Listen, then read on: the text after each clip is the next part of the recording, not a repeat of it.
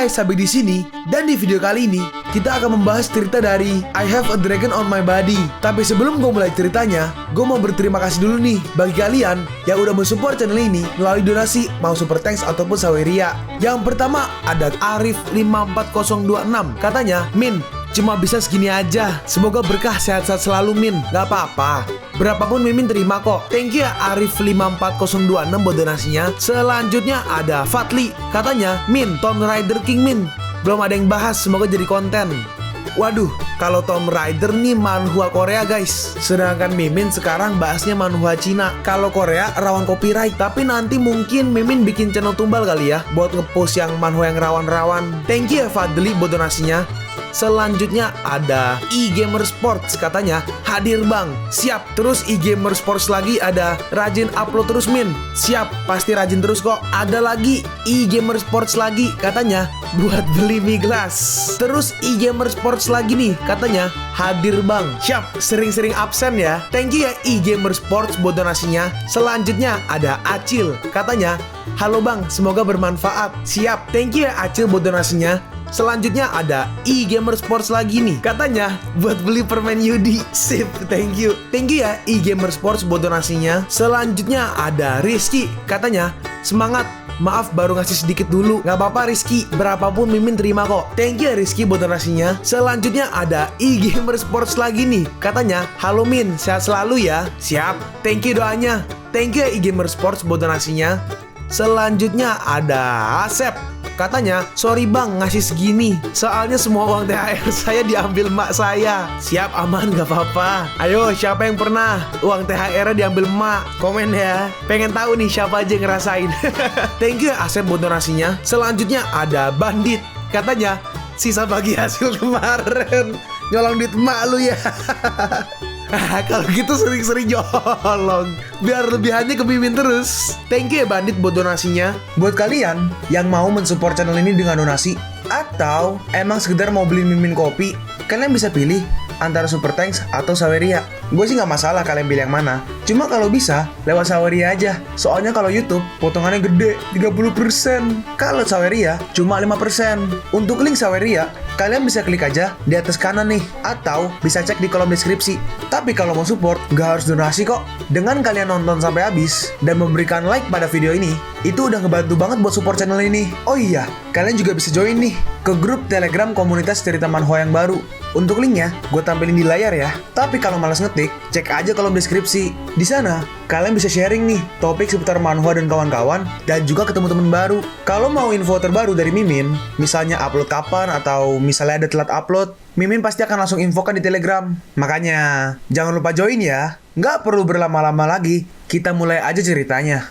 Tiba-tiba, seseorang di panggung berkata, semuanya, hari ini nona kami sedang dalam suasana hati yang buruk. Semuanya, ayo ambil gas anggur dan naiklah ke atas, lalu bersulang untuknya. Untuk apa? Iya, itu benar. Kami gak mengenal keluarga Tangmu. Jadi untuk apa kami harus bersulang? Tentu saja, keluarga Tang kami udah memikirkan itu. Selama kalian pergi, semua makanan kalian hari ini akan ditanggung oleh keluarga Tang. Orang yang di kiri berkata, apakah ada hal yang baik seperti itu? Yang kanan menambahkan, ini merupakan berkah bagi kami untuk dapat bersulang dengan kecantikan dari keluarga Tang yang datang ke university ini. Ayo naik. Yoli berkata, bagaimana sekarang? Haruskah kita naik juga?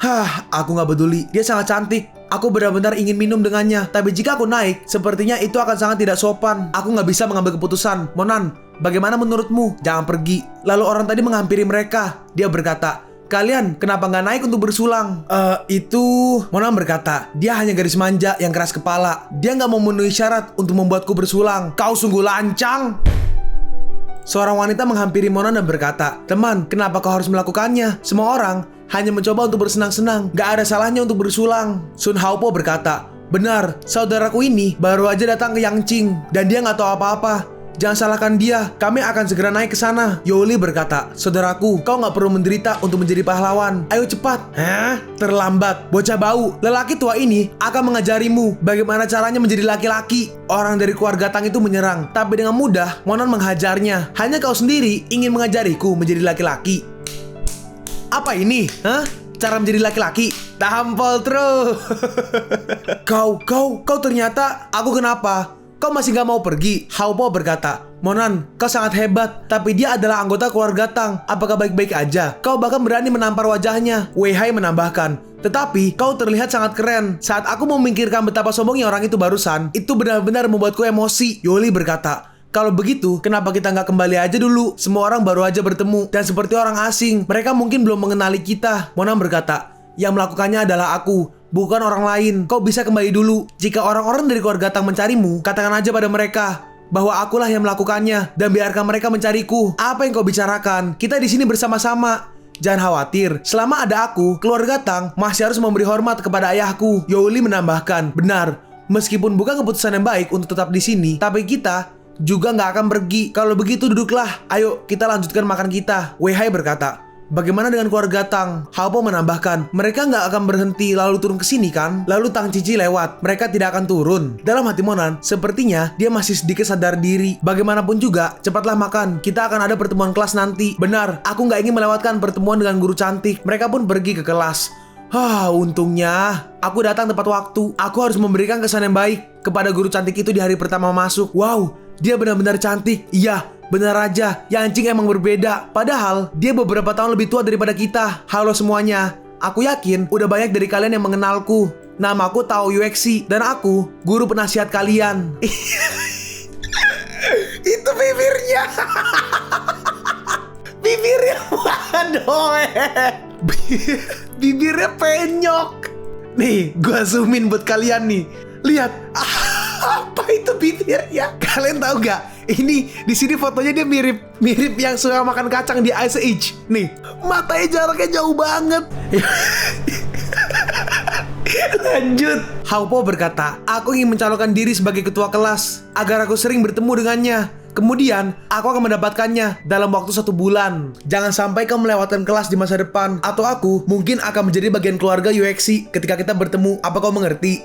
Ternyata itu dia. Gak cuma Monan, Yuexi juga sadar. Hah? Lalu Yuexi jalan. Haopo berkata, mimpi apa gua? Dia datang ke sini. Ini adalah cinta pandangan pertama. Tapi dia menarik Monan. Ikutlah denganku. Yuexi berkata, kenapa kau di sini? Biarkan ku beritahu padamu. Kau yang membiarkanku pergi malam itu. Uangnya pun udah kuhabiskan. Jadi jangan main-main di sini. Ini kampus. Monan merespon, guru, aku di sini bukan untuk menagih uang, bukan untuk uang. Lalu untuk apa kau datang ke sini? Apa kau di sini untuk tidur denganku? Monan berkata, apa yang kau pikirkan? Aku adalah seorang siswa di kelas ini. Apa? Kau seorang siswa? Buruk. Ini lebih buruk. Monan melanjutkan, apa yang terjadi malam itu hanyalah lelucon yang dilakukan beberapa orangku. Aku juga gak berpikir untuk menagih uang. Kau jangan khawatir. Apa kau benar-benar gak datang untuk tidur denganku? Iya enggak. Baiklah, aku akan percaya padamu. Dan untuk masalah di antara kita, jangan katakan pada siapapun di sini. Baiklah, ayo masuk. Monan pun kembali ke kelas. Di kelas, dia dihampiri mereka bertiga. Yoli berkata, Monan, apa kau benar-benar gak punya hubungan dengan guru itu? Kalau enggak, bagaimana bisa kau dibawa keluar? Wei Hai berkata, benar. Cepat katakan, jangan bohong. Aku jelas-jelas lebih tampan. Tapi bagaimana bisa dia membawamu keluar? Jangan bicara omong kosong. Dia hanya membawaku untuk menanyakan beberapa pertanyaan. Baiklah, pelajaran sebenarnya akan dimulai besok. Setelah pelatihan itu, akan ada pesta untuk menyambut siswa baru. Jika kau memiliki bakat, kau bisa mendaftar di serikat mahasiswa. Siswa yang di kanan berkata, apakah Yang Qingse juga akan tampil? Yang dikirim merespon, akhirnya aku sangat senang setengah mati. Akhirnya, aku bisa melihat Yang Qingse tampil. Aku mungkin bisa melihat Xuanyin besok. Yuexi pun pergi ke kantor Universitas Yanqing. Dalam hati Yuexi, OMG, aku hampir aja dengan siswaku sendiri. Apa yang harus kulakukan? Saudara Li, tolong. Saudara Li, kenapa kau punya otot? Apa kau udah puas menyentuhnya? Ternyata itu Monan. Kyah! Monan, kenapa kau di sini? Emangnya aku nggak boleh duduk di sini? Hei nak, beraninya kau menjawab pertanyaan Yuexi dengan cara seperti itu di kantor? Apa kau nggak bisa melihatnya dengan jelas? Dia bertindak nggak senonoh padaku. Kau pikir kau siapa? Beraninya mengatakan hal seperti itu. Si rambut ungu berkata, jangan takut Yuexi, anak baru ini nggak mengerti aturan. Tunggu aja, aku akan memberinya pelajaran. Yuexi berkata, tunggu, semuanya cuma salah paham. Dia nggak melakukan apapun padaku. Lalu seseorang datang dan berkata, baiklah, semua orang di sini adalah rekan kerja. Kenapa harus berdebat? Hah? Rekan kerja? Perkenalkan, Dia adalah Monan, seorang profesor kaligrafi dan lukisan yang ditunjuk secara khusus oleh kepala sekolah dan akan menjadi anggota universitas di masa depan. Kuharap kalian semua saling membantu. Seseorang di belakang berkata, seorang mahasiswa menjadi profesor, ini terlalu berlebihan. Dalam hati si rambut ungu, menjadi profesor melalui koneksi orang dalam. Sepertinya aku harus menghancurkanmu dengan keras. Monan adalah seorang profesor sejati yang diangkat langsung oleh kepala sekolah secara pribadi. Setelah itu, malamnya Yuexi pun pulang. Dia ternyata seorang profesor. Dia duduk di sebelahku. Lalu dia sadar kalau Monan mengikutinya. Kenapa dia mengikutiku? Apa yang harus kulakukan? Dia mengikutiku sampai apartemen. Monan, ini masih area sekolah. Jangan. Hah? Ini kamarku. Kamarmu di sebelah. Aduh, kenapa semua ini terjadi pada aku? Lalu di lapangan Universitas Yenching diadakan pelatihan militer. Seseorang berkata, pelatihan militer adalah kelas pertama bagi mahasiswa baru dan aku merasa ini sangat penting. Monan hanya menonton di atas. Loh, di mana Suanyin? Oh, itu dia. Ini adalah pertama kalinya aku melihat Suanyin dengan tampilan seperti ini. Oh, Monan? Yutong melihat ke atas. Temannya Yutong berkata, kau terus melihat pria tampan di atas sana. Apakah dia pacarmu? Gak heran kau menolak Chu Huan. Yutong membalas, bukan, kita hanya satu sekolah yang sama sebelumnya. Pria berambut abu-abu ini berbisik ke pria berambut coklat. Dia berkata, saudara Huan, anak di atas pacar Lin Yutong. Dia hanyalah orang miskin, aku gak peduli tentang itu. Tiba-tiba, Mo Chenren, itu benar-benar kau. Ini benar-benar kebetulan. Untuk apa kau di sini? Ternyata itu adalah instruktur Qingluan. Instruktur Qingluan, sungguh kebetulan. Apa kau datang ke sini karena perjalanan khusus? Hah? Bagaimana mungkin? Aku tahu bahwa Mo Chenren berada di Yanqing dan datang berkunjung ke sini secara khusus. Monan memberikan pil yang dijanjikan. Ini pilmu, lihatlah Mo Chenren, kau sangat luar biasa. BTW, apakah Mo Chenren tahu di Universitas Yenching ada beberapa master? Benarkah? Prajurit yang di kiri berkata, apa sebenarnya latar belakang anak ini? Dia bahkan berbicara dengan instruktur besar. Yang di kanan berkata, jika melihat yang terjadi sekarang, latar belakangnya tentu tidak sederhana. Oh, apa itu dia? Lalu setelah latihan militer, kita berpindah ke gimnasium Universitas Peicing.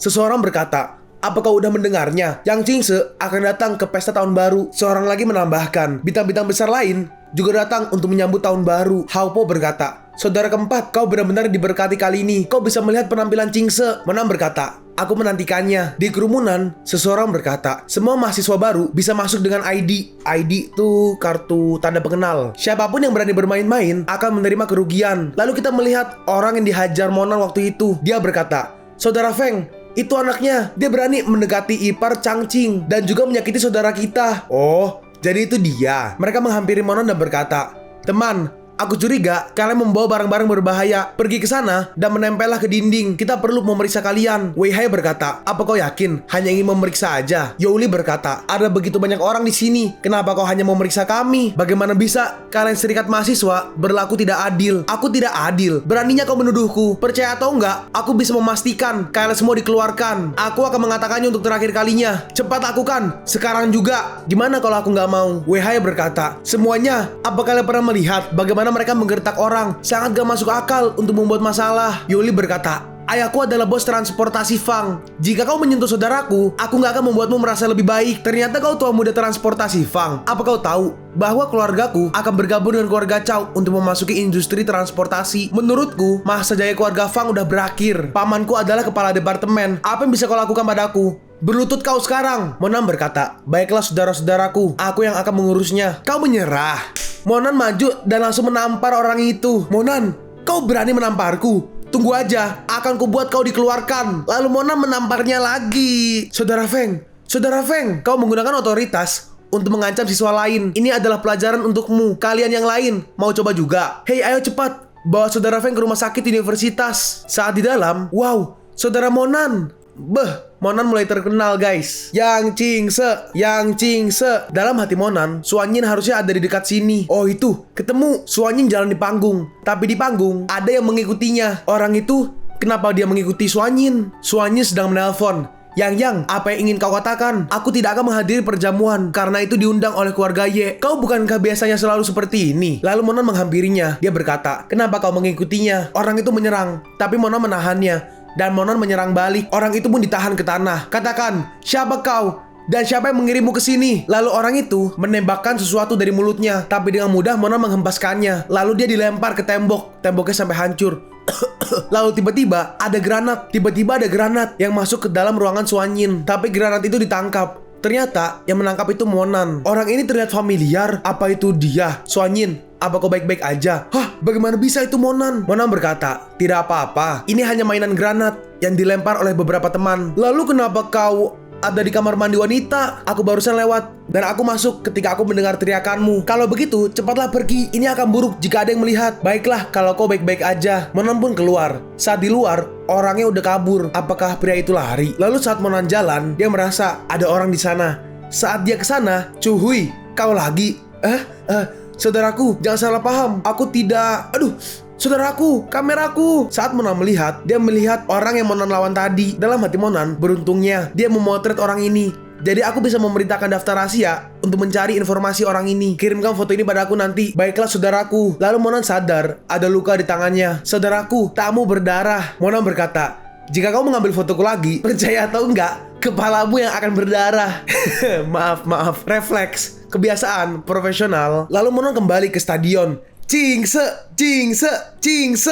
lagi tampil ceritanya. Lalu setelah itu mereka makan. Haupo berkata, hari ini sangat luar biasa. Aku bisa mendengarkan konser Dewiku secara gratis. Wei Hai berkata, yang terpenting adalah kita masih kuliah di universitas yang sama dengan seorang Dewi. Haupo berkata, bagaimana perasaanmu setelah mendengar Dewi bernyanyi? Apa kau tergerak? Monan merespon, hari ini dia bernyanyi dengan sangat baik. Tapi aku telah mendengar yang lebih baik sebelumnya. Saudara Monan, di mana kau mendengar yang lebih baik? Ini konser langsung. Aku kenal Yang Cingse. Tentu saja aku pernah mendengarnya. Jika kau mengenalnya, perkenalkan aku padanya. Aku ingin minta foto dengannya. Tentu, aku udah bilang padanya. Dia mungkin akan segera datang. Lalu tiba-tiba, ayo coba tebak siapa aku. Hah? Yang Cingse? Lalu mereka berempat pun foto. Yang tiga berdiri. Yoli pose boker.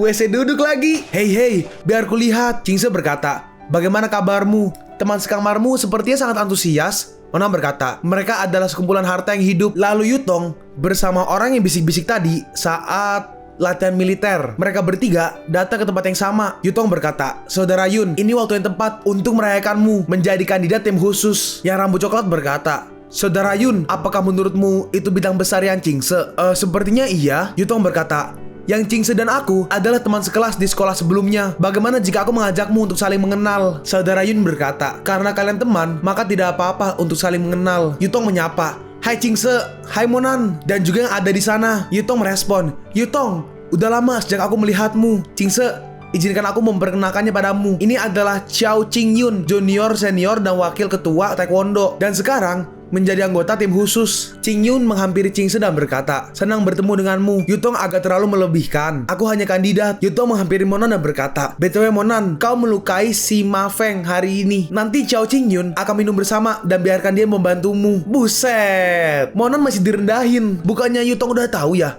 kalau Monan itu kan Mo Chenren. Monan langsung pergi. Gak butuh. Monan, kau. Cingse, ayo pergi. Oke, saudara Monan. Ya, gak apa-apa. Aku hanya ingin memanggilmu. Oh iya, aku dengar kau datang ke sini untuk menemui seseorang. Dia pasti sangat baik. Iya, namanya Mu Suanyin. Monan berkata, jangan membahas masalah ini. Aku akan mengantarmu pulang. Gak perlu, aku akan kembali sendiri. Jika seseorang memfoto kita berjalan di tengah malam, para reporter akan datang mengganggumu. Oh iya, BTW lain kali kenalkan aku padanya. Cingse pun pergi. Lalu setelah itu, ada yang menelpon Monan. Apakah identitas orang yang telah menyerang Suanyin udah ditemukan? Orang yang ditelepon menjawab, sudah ditemukan. Total 88 orang. Mereka semua telah menentukan lokasi mereka. Sangat bagus. Kumpulkan semua orang sekarang dan mulailah bertindak dalam 1 jam. Lalu beberapa orang datang menghampiri Monan. Si rambut hijau berkata, melapor kepada pemimpin. Semua pembunuh sudah berkumpul. Apakah semua penyelidikannya udah jelas? Iya. Total ada 4 target. Orang-orang kita sudah ada di posisi siap bertindak. Satu-satunya tempat yang rumit adalah Aula Changyong. Aula Changyong. Benar, harusnya ada 2-3 master di ranah pil dalam. Basis kultivasi spesifiknya masih belum jelas. Jika Anda memberi saya 3 hari lagi, saya pasti akan menyelidikinya dengan jelas. Tidak perlu, kita bergerak sekarang. Saat kalian menemukan target, bunuh tanpa ampun. Baik, lalu mereka bersiap-siap. Monan berkata, pilih 6 orang dan masuk bersamaku. Yang lainnya tetap berjaga di depan. Aku nggak ingin membiarkan siapapun melarikan diri. Baik, semua bergerak. Ingat, jangan biarkan ada satupun yang masih hidup. Lalu mereka pun langsung masuk. Maju! Hah? Pemimpin udah di lantai 2. Serangan! Ada serangan musuh! Lalu seseorang muncul. Siapa yang cukup berani membuat masalah di aula Changyongku? Dalam si rambut hijau, pedang Qi tingkat 7. Dia pun langsung maju. Apa hanya trik kecil ini yang kau punya? Dia maju dengan tangan kosong.